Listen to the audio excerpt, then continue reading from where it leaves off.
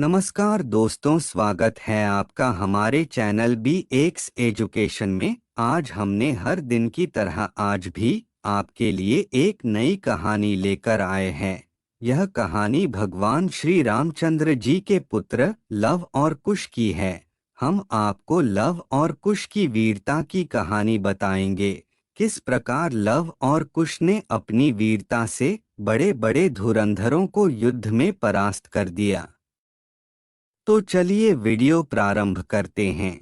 इससे पहले कि आपने हमारे चैनल को लाइक और सब्सक्राइब नहीं किए होंगे तो प्लीज कर दीजिएगा।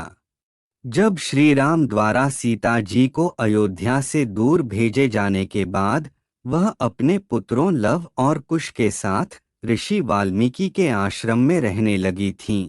दोनों लड़के बड़े होकर अपने पिता श्री राम जी की तरह शक्तिशाली हुए। एक दिन राम ने एक बड़े अश्वमेध यज्ञ का आयोजन किया। यज्ञ समाप्ति के बाद एक पवित्र सफेद घोड़े को गहने और कपड़ों से सजाया गया और यह घोषित किया गया कि इस घोड़े को पूरे क्षेत्र में कई राज्यों में ले जाया जाएगा। एक घोषणा घोड़े के गले में लटका दी गई थी जिसमें लिखा गया था कि अगर किसी ने घोड़े को पकड़ लिया तो उन्हें घोड़े के साथ आए सैनिकों से लड़ना होगा। शत्रुघ्न को घोड़े को ले जाने का काम सौंपा गया था। एक दिन घोड़ा ऋषि वाल्मीकि के आश्रम से गुजर रहा था। घोड़े को देखकर लव और कुश बहुत खुश हुए। उन्होंने घोड़े को आश्रम में ले जाने का फैसला किया। घोड़े को पकड़ते समय उन्होंने घोड़े की गर्दन के चारों ओर लिखा हुआ घोषणा पत्र को देखा, लेकिन वे घोषणा पत्र को देखकर भयभीत नहीं हुए।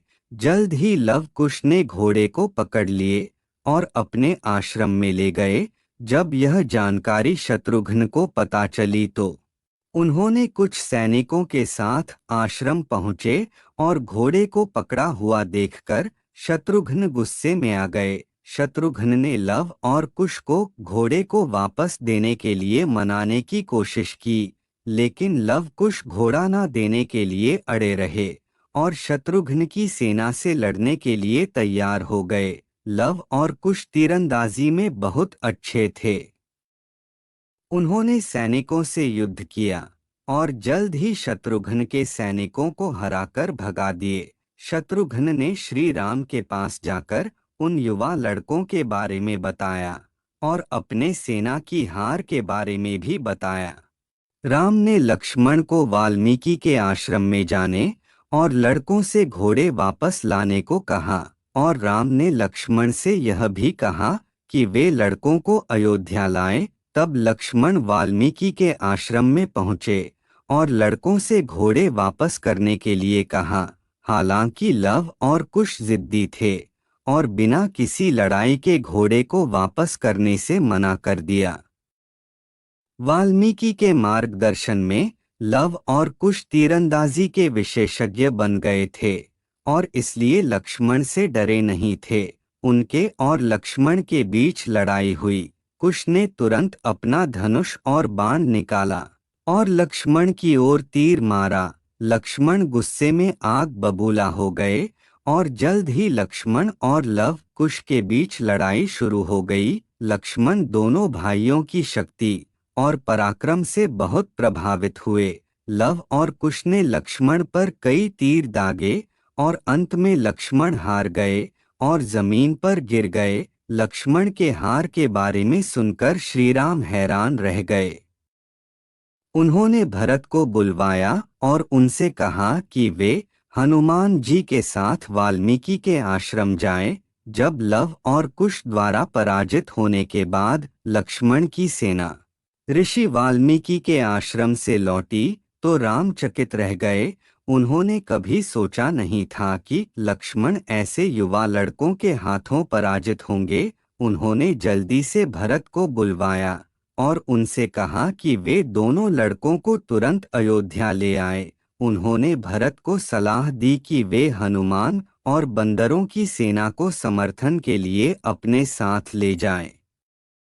जब लव और कुश ने भरत को बंदरों की सेना के साथ देखा तो वे इतने सारे बंदर को देखकर खुश हो गए। जल्द ही लड़ाई शुरू हो गई और लव और कुश ने बंदरों पर तीर चलाना शुरू कर दिया। जैसे जैसे लड़ाई आगे बढ़ी, भरत जी की सेना कमजोर होते गई, यहाँ तक कि भरत भी जमीन पर गिर गए और उन्हें आत्मसमर्पण करने के लिए मजबूर होना पड़ा। इस बीच हनुमान जी दूर से सब कुछ देख रहे थे। उन्हें एहसास हो गया कि यह युवा लड़के साधारण व्यक्ति नहीं हैं और उन्हें राम और सीता के बहादुर बेटों के रूप में मान्यता दी। इस प्रकार लव और कुश के वीरता की कहानी है, जिन्होंने बड़े बड़े शूरवीरों को परास्त कर दिया। दोस्तों, आपको यह कहानी कैसी लगी? कमेंट बॉक्स में लिखकर ज़रूर बताइएगा। और चैनल को लाइक और सब्सक्राइब नहीं किए होंगे तो प्लीज़ कर दीजिएगा। हम आपके लिए इसी प्रकार के नए नए वीडियो लाते रहेंगे। तो मिलते हैं इसी प्रकार के अगले नए वीडियो में। तब तक के लिए जय हिंद, वंदे मातरम।